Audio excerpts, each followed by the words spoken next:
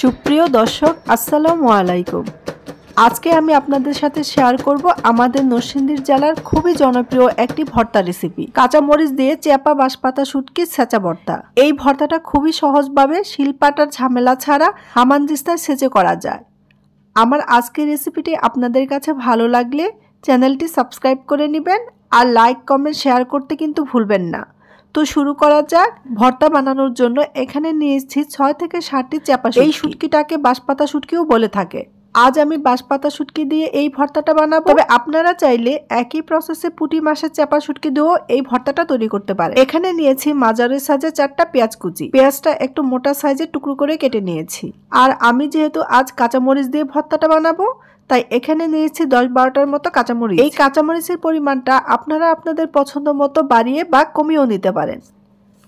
আর নিয়েছি রসুন কুচি। এখানে 4 কোয়া রসুন কুচি করে কেটে নিয়েছি। নিয়েছি স্বাদ মতো লবণ। এই হচ্ছে উপকরণ। এবার নেক্সট স্টেপে চলে যাচ্ছি। প্রথমে একটা বলে বেশ কিছুটা পানি নিয়ে নিচ্ছি। এবার এই পানিতে সবগুলো শুটকি দিয়ে ভালো করে ধুয়ে পরিষ্কার করে নিব। এই শুটকিতে কিন্তু বেশ আঁশ থাকে, তাই খুব ভালো করে ধুয়ে নিতে হবে।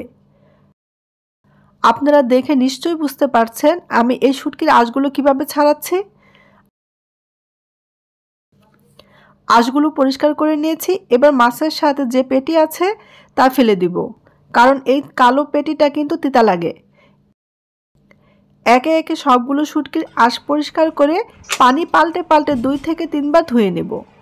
এতে করে শুটকির গায়ে লেগে থাকা আঁশ ময়লা সবকিছু সুন্দর মতো পরিষ্কার হয়ে যাবে। আমার সবগুলো শুটকি ধোয়া হয়ে গেছে। এবার ধুয়ে রাখা চেপা শুটকিগুলো একটু ভেজে নিব। এর জন্য শুটকিগুলো লাউ পাতায় মুড়িয়ে নিব।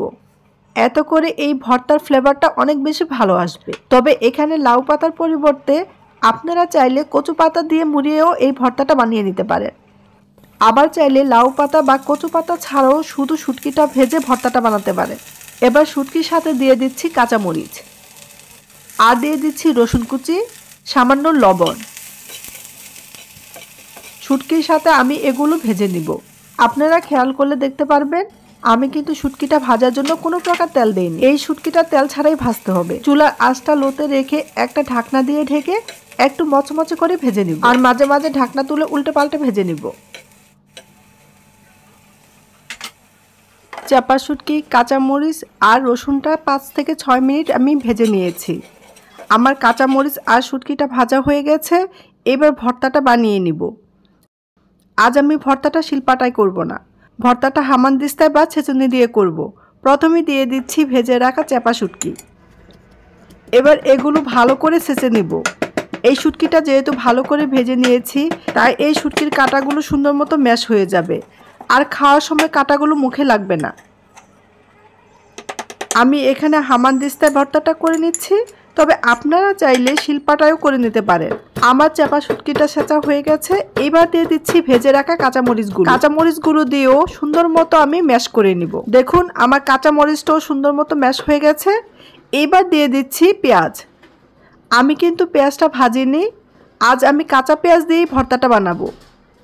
আমার কাছে কাঁচা পেঁয়াজ দিয়ে ভর্তাটা তৈরি করলে খুব বেশি ভালো লাগে। আসলে এই শুটকি ভর্তাটা কাঁচা পেঁয়াজ দিয়ে বানালেই সব থেকে বেশি ভালো হয়। তবে যারা কাঁচা পেঁয়াজ খেতে পারেন না, তারা চাইলে পেঁয়াজটা হালকা ভেজে নিতে পারেন। সবশেষে দিয়ে দিচ্ছি পরিমাণ মতো লবণ। এখানে পেঁয়াজগুলো আমি কিন্তু খুব বেশি মিহি করে থেতো করব না, কিছুটা আদা ভাঙা করে ছেঁচে নেব। এতে করে ভর্তাটা খাওয়ার সময় পেঁয়াজটা মুখে লাগবে, তখন খুব বেশি ভালো লাগবে। আমার ভর্তাটা রেডি। এবার গরম ভাতের সাথে ভর্তাটা পরিবেশন করব। গরম ভাত বা ঠান্ডা ভাত যাই হোক না কেন, এই ভর্তাটা খেতে কিন্তু অনেক ভালো লাগে।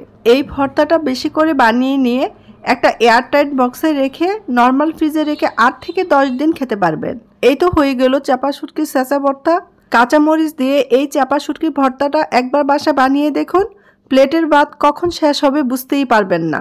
মুখে স্বাদ লেগে থাকার মতো এই শুটকির ভর্তাটা একবার হলো বাসায় ট্রাই করবেন। আমার রেসিপিটি যদি আপনাদের কাছে ভালো লাগে, আবারও অনুরোধ করছি প্লিজ আমার চ্যানেলটি সাবস্ক্রাইব করে আমার পাশে থাকবেন আর লাইক কমেন্ট শেয়ার করে দিবেন। সবাই ভালো থাকবেন, সুস্থ থাকবেন। আল্লাহ হাফেজ।